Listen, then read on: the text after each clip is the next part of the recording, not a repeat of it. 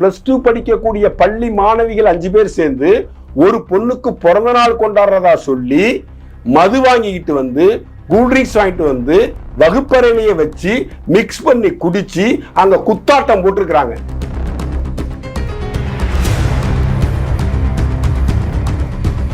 திராவிடம் மதுவை வளர்க்குது. திராவிடம் உங்கள் வாரிசுகளை குடிக்க தூண்டுகிறது. 16-17 வயசு பொண்ணுங்களுக்கு எப்படி மது கிடைச்சிச்சு?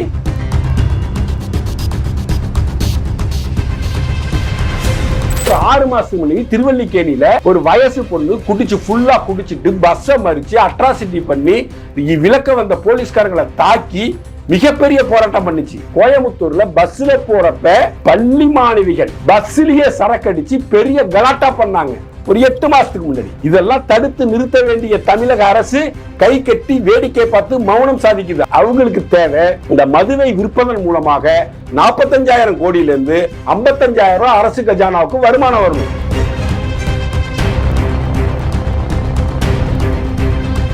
இவங்க ஆட்சி அதிகாரத்துக்கு வந்தது கொள்ளையடிக்கிறதுக்காக தான் வந்தாங்க.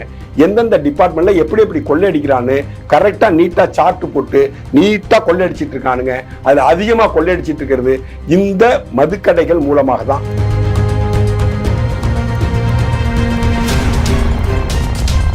உலகத்துல விற்கக்கூடிய மதுவிலேயே மிக மிக மிக மிக மோசமான தரமற்ற மது தமிழ்நாட்டில் தான் விற்கப்படுது.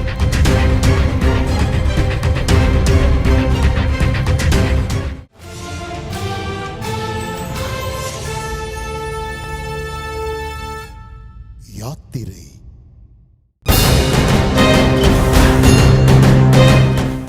அனைவருக்கும் வணக்கம்.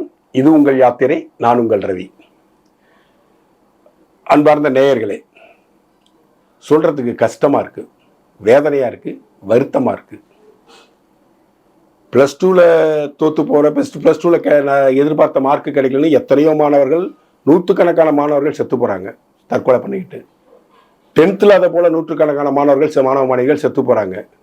அதுக்கெல்லாம் 10th தேர்வை ரத்து பண்ணிடுவோம், +2 பொது தேர்வை ரத்து பண்ணிடுவோம் நம்ம சொன்னா கேட்டா நியாயமா இருக்குமா?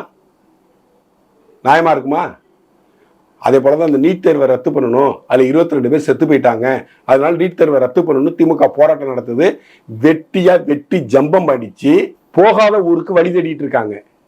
இவங்க உண்மையிலேயே நீட் தேர்வை ரத்து செய்யணும்னு நினைச்சிருந்தா இவங்க உச்ச நீதிமன்றத்துக்கு போயிருக்கணும். அங்க கடைசி வரைக்கும் இந்த 5 வருஷம் முடிகிற வரைக்கும் போவே மாட்டாங்க.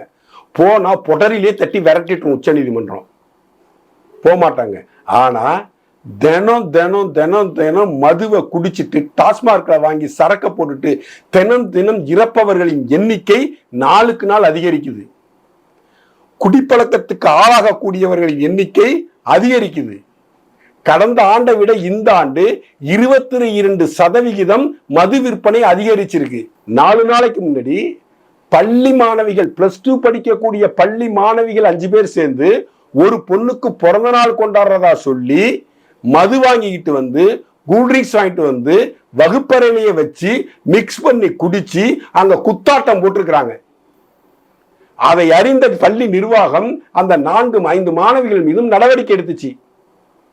அதுல ஒரு மாணவி போதை தெளிஞ்சதும் சூசைட் பண்ணிக்க போய் ஆஸ்பத்திரியில கிடக்கு. திராவிடம் இதைதான் வளர்க்கிறது. திராவிடம் மதுவை வளர்க்குது. திராவிடம் உங்கள் வாரிசுகளை குடிக்க தூண்டுகிறது. 16-17 வயசு பொண்ணுங்களுக்கு எப்படி மது கிடைச்சிச்சு? 18 வயசு நிரம்பியவர்களுக்கு தான் மது விற்கணும்னு சட்டம் இருக்குல்ல. இந்த பள்ளிக்கூடம் போற பிள்ளைங்களுக்கு எப்படி மது கிடைச்சது? இதுல மதுவிலக்கு ஆயத்தீர்வைக்கு ஒரு போலீஸ் காவல்துறை வேற செயல்படுது. வெக்கமா இல்லை? இப்படி ஒரு காவல்துறையை தமிழக முதல்வர் தன் கட்டுப்பாட்டில் வச்சுக்கிட்டு அந்த காவல்துறையை செயல்படாம இருப்பதற்கு முதலமைச்சர் வெட்கி தலையை குனிய வேண்டாமா? இன்னொரு இன்சிடென்ட், ஒரு 4 பேர் சேர்ந்து சரக்க வாங்கிக்கிட்டு யாரு வீட்டு வாசல்ல உட்கார வச்சு ஊத்தி குடிச்சிருக்கானுங்க. அந்த வீட்டுக்காரர் வந்து இங்க வச்சுக்க என் வயிற்று வாசல்ல சரக்கு அடிக்கிறீங்களாப்பா, இங்க பொண்டோ புள்ளையெல்லாம் இருக்கு எழுந்திரிச்சு போங்கன்னு சொன்னதுக்கு 4 பேர் ஏஞ்சி போய் அருவாளை எடுத்துட்டு வந்து வீட்டுக்குள்ள பூந்து அந்த வீட்டின் உரிமையாளர் உட்பட அவர் மனைவி உட்பட 4 பேரை வெட்டி கொண்டு இருக்கானுங்க. இதுதான் திராவிட மாடல். இதுதான் திராவிடம் சாதித்த சாதனை. இதுதான் திராவிடம் இந்த தமிழ் மண்ணுக்கு வழங்கிய நன்கொடை. தயவு செஞ்சு புரிஞ்சுங்க. மதுவை ஒழிக்கணும் என்னைக்காச்சும் இவங்க பேசியிருக்காங்களா? ஆனா சனாதனத்தை ஒழிக்கிறதுக்கு பேச வர்றானுங்க, நீட்டை ஒழிக்கணும் பேச வர்றானுங்க. ஒன்னி புடுங்க முடியாது இவனுங்களால. இன்னும் இந்த 3 வருஷம் ஆள்றதுக்குள்ள இன்னும் இருக்கிற குடிக்காத, குடிப்பழக்கம் இல்லாத, குடி என்றால் என்னவென்று தெரியாத, குடி எப்படி இருக்கும், சரக்கு எப்படி இருக்கும் டேஸ்ட் கூட தெரியாத 10ஆம் வகுப்பு 8ஆம் வகுப்பு மாணவர்களை கூட குடிக்க வைத்து காசு சம்பாதித்து அவங்களுடைய பாட்டிலுக்கு 10 ரூபா வாங்கி சம்பாரிச்சு இவங்க வீட்டுல கோடி கோடியா கொள்ளையடிக்கிறதுக்கு இதை சரி பண்ணுவானுங்க. இந்த மது விலக்க கொண்டு வர மாட்டானுங்க. தயவு செஞ்சு இவங்களை நம்பாதீங்க. இவங்க உங்களுடைய சந்ததிகளை சீரழிச்சிட்டு இருக்காங்க, மதுவுக்கு அடிமையாக்கிட்டு இருக்காங்க. இப்படியே போனா இன்னும் 3 வருஷம் கழிச்சு வீட்டுக்கு ஒரு குடி நோயாளியை இந்த அரசாங்கம், தமிழ்ல திமுக அரசாங்கம் உருவாக்கி இருக்கும். +2 படிக்கிற பொண்ணுங்க குடிக்குதுங்க, +2 படிக்கிற பொண்ணுங்க. அப்படிதான் ஒரு 6 மாசத்துக்கு முன்னாடி திருவல்லிக்கேணியில ஒரு வயசு பொண்ணு குடிச்சு ஃபுல்லா குடிச்சிட்டு பஸ்ஸை மறிச்சு அட்ராசிட்டி பண்ணி விலக்க வந்த போலீஸ்காரங்களை தாக்கி மிகப்பெரிய போராட்டம் பண்ணுச்சு. கோயம்புத்தூர்ல பஸ்ல போறப்ப பள்ளி மாணவிகள் பஸ்லயே சரக்கடிச்சு பெரிய கலாட்டா பண்ணாங்க ஒரு 8 மாசத்துக்கு முன்னாடி. இதெல்லாம் தடுத்து நிறுத்த வேண்டிய தமிழக அரசு கை கட்டி வேடிக்கை பார்த்து மௌனம் சாதிக்குது. அவங்களுக்கு தேவை இந்த மதுவை விற்பதன் மூலமாக 45,000 கோடியிலிருந்து 55,000 அரசு கஜானாவுக்கு வருமானம் வரணும். 1 லட்சம் கோடியிலிருந்து 1.5 லட்சம் கோடி தங்கள் வீட்டு வருமானம் வரணும். இதுக்காக மட்டும்தான் அவங்க அரசாங்கத்தை நடத்துறாங்க. 26 பேர் செத்து போனாங்க விழுப்புரத்திலையும் செங்கல்பட்டுலையும். 26 பொம்பளைங்க தாலி எடுத்தாங்க. ஆனாலும் இவங்க மது விலக்க பத்தி பேச மாட்டாங்க, மதுவை குறைக்கிறத பத்தி பேச மாட்டாங்க. இப்ப சமீபத்தில் KN நேரு அவர்கள் சென்னையில ஒரு விடிய ஒரு வீதியை உருவாக்க போறான். அந்த வீதியில மது கூடங்களும் இருக்குமா. விடிய அந்த மது கூடத்துல மது கிடைக்கும். நீ மதுவை குடிச்சிட்டு விடிய போய் சண்டைக்கு நில்லு. விடிய குடி. குடல் கெட்டு, கல்லீரல் கெட்டு, நுரையீரல் கெட்டு, கிட்னி கெட்டு, குட்டிச்சோரா போய் குடும்பத்துக்கு உருப்படாம போ. இதுதான் இவங்களுடைய ஆட்சியின் லட்சணம். இவங்க ஆட்சி அதிகாரத்துக்கு வந்தது கொள்ளையடிக்கிறதுக்காக தான் வந்தாங்க. எந்தெந்த டிபார்ட்மெண்ட்ல எப்படி கொள்ளையடிக்கிறான்னு கரெக்டா நீட்டா சார்ட் போட்டு நீட்டா கொள்ளையடிச்சிட்டு இருக்கானுங்க. அதுல அதிகமா கொள்ளையடிச்சிட்டு இருக்கிறது இந்த மதுக்கடைகள் மூலமாக தான். ஜெயலலிதா அம்மா உணவகத்தை கொண்டு வந்து அதை மூடி நுனி கடுமையான முயற்சிகள் பண்ணிட்டு இருக்காங்க. கடுமையான முயற்சி. உழவர் சந்தை இவங்க கொண்டு வந்தாங்க, அந்த அம்மா மூடிடுச்சு. ஆனா அந்த அம்மா கொண்டு வந்த நேரடி அரசு மது விற்பனைய திமுக அப்படியே தொடருது. திமுக ஆட்சி போனதும் அண்ணா திமுக தொடர்ந்துச்சு. இப்ப திரும்பவும் திமுக ஆட்சி வந்ததும் அப்படியே டாஸ்மார்க்க தொடர்றாங்க. அதுல மட்டும் கை வைக்க மாட்டாங்க. ஏன்னா அதுலதான் உங்களுக்கு கோடி கோடியா பண மழை கொட்டுது. அரசாங்கத்துக்கு 45,000 கோடி வருமானம். இவங்களுடைய தனிப்பட்ட வருமானம் 1 லட்சம் கோடிக்கு மேல. அதனால மது விலக்க கொண்டு வர மாட்டாங்க. மதுவை மது விலக்கு, பூரண மது விலக்கு கொண்டு வர வேண்டாம்.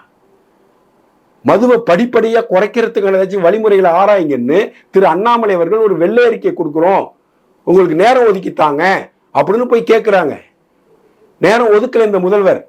இவர் மாமன்னன் ஆடியோ ரிலீஸ்ல பிஸியா இருந்துட்டார். அந்த நேரத்துல நேரம் கொடுக்கல. அப்புறம் கவர்னர்ட்ட கொண்டு கொடுத்துருக்கிறாங்க. புதிதாக மதுவை அருந்துவதற்கு ஆர்வம் கொள்ளக்கூடிய எதிர்கால சந்ததியினரின் மனநிலையை மாற்றுவதற்கு இவங்க ஒரு துரும்பியும் கிள்ளி போடல. அவெல்லாம் குடிக்க வரணும்னு ஆர்வமா அவங்க ஆர்வத்தை தூண்டுறாங்க. மாணவர்கள் மாணவிகள் எல்லாம் குடிச்சிட்டு குடியும் குடுத்தனமா இருக்கட்டும். எதிர்காலத்துல மது குடிப்பவங்க தயவு செஞ்சு ஒன்று புரிஞ்சுங்க, உலகத்துல விற்கக்கூடிய மதுவிலேயே மிக மிக மிக மிக மோசமான தரமற்ற மது தமிழ்நாட்டில் தான் விற்கப்படுது. அந்த மதுவை குடிச்சிங்கன்னா கல்லீரல் போயிடும், கிட்னி போயிடும், லிவர் போயிடும், குடல் சுருங்கி போயிடும், குடல்ல பொத்த விழுந்துடும். உங்க பொண்டாட்டி பிள்ளைக்கு நீங்க பிரயோஜனமா வாழ முடியாது. ஆண்மையை இழந்து, இளைஞர்களே ஆண்மையை இழந்து நிற்பீங்க. நீங்க திருமணம் செய்து கொண்டு உங்கள் தாம்பத்திய வாழ்க்கையில் ஈடுபடவே முடியாது. அப்படிப்பட்ட மோசமான மதுவை தான் இந்த தமிழக அரசு வித்துக்கிட்டு இருக்கு டாஸ்மார்க்ல.